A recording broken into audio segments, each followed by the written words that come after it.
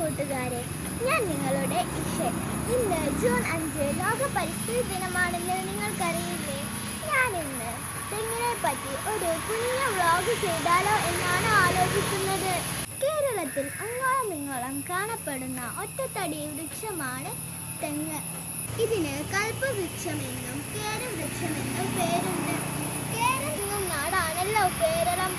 ഇതിന്റെ ശാസ്ത്രീയ നാമം കൊക്കോസ് റോസിഫെറ എന്നാണ്. നമ്മളുടെ വീട്ടുവളപ്പിൽ കാണപ്പെടുന്ന ഈ തെങ്ങ് കൂടുതലായും തീരപ്രദേശങ്ങളിലാണ് കാണപ്പെടുക. ഒരുപാട് ആദായം നൽകുന്ന വൃക്ഷമാണിത്. നമ്മൾ പല പല ആവശ്യങ്ങൾക്കായി ഈ വൃക്ഷം ഉപയോഗിക്കുന്നു. തേങ്ങ നമ്മൾ ഉണക്കി കൊപ്രയാക്കി വെളിച്ചെണ്ണ ഉണ്ടാക്കുന്നു. കൂടാതെ ഭക്ഷണ സാധനങ്ങൾ ഉണ്ടാക്കാനും നമ്മൾ തേങ്ങ ഉപയോഗിക്കാറുണ്ട്.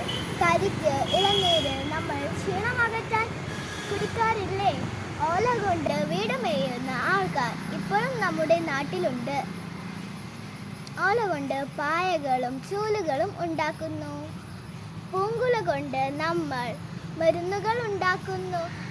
ഇളംപട്ടയുടെ ഓലകൾ അലങ്കാരത്തിന് ഉപയോഗിക്കുന്നത് നിങ്ങൾ ശ്രദ്ധിച്ചിട്ടില്ലേ? ഈർക്കിൽ കൊണ്ട് ചൂലുകൾ ഉണ്ടാക്കുന്നു. തേങ്ങയുടെ ചകിരി കൊണ്ട് നമ്മൾ പായ, ചവിട്ടി, കയർ എന്നിവ നിർമ്മിക്കുന്നു. ഇതിൻ്റെ തടി കൊണ്ട് നമ്മൾക്ക് വിറക് കിട്ടുന്നു. ഇങ്ങനെ 1000 ആവശ്യങ്ങൾക്കായി ഉപയോഗിക്കുന്ന മരം സംരക്ഷിക്കേണ്ടത് നമ്മളുടെ കടമയല്ലേ? സുഗതകുമാരിയുടെ ഒരു കവിത ചൊല്ലിക്കൊണ്ട് ഞാൻ ഈ വ്ളോഗ് അവസാനിപ്പിക്കുന്നു. ഒരു തൈ നടാം നമുക്കമ്മയ്ക്കു വേണ്ടി, ഒരു തൈ നടാം കൊച്ചു മക്കൾക്കു വേണ്ടി, ഒരു തൈ നടാം 100 കിളികൾക്കു വേണ്ടി, ഒരു തൈ നടാം നല്ല